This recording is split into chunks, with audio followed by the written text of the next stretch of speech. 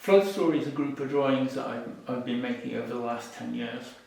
Each one imagines an environment, a scene or a building submerged under rising sea levels. The drawings I make are imaginary scenes of futures altered by climate change.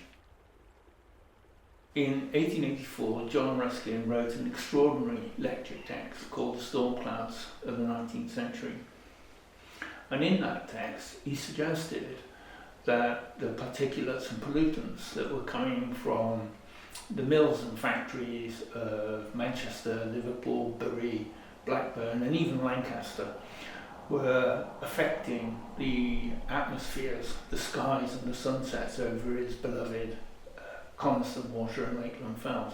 So he used terms like a plague wind to describe how industrial pollution was beginning to affect the environment and the atmosphere. So this text now is seen as an early ecological warning.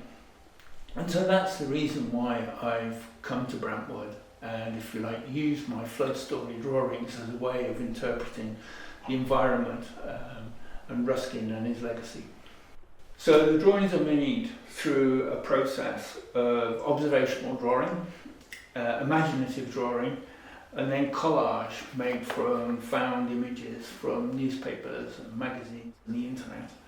For this project at Brantwood, I made several visits, and during those visits I drew in the major rooms with my sketchbooks. So I drew Ruskin's bedroom, I drew the living room, the dining room, his study. I examined artifacts and objects from his collection. So I made lots and lots of observational drawings in my sketchbooks.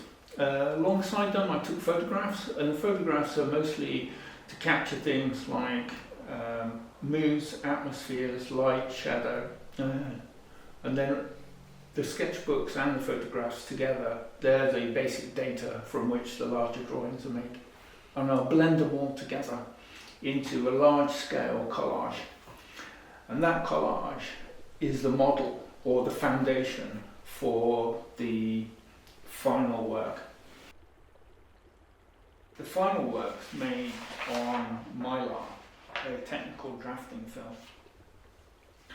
So the mylar is semi-transparent and it allows me to see the collage through it. And they're made with a liquid graphite medium, so they're a kind of hybrid between painting and drawing.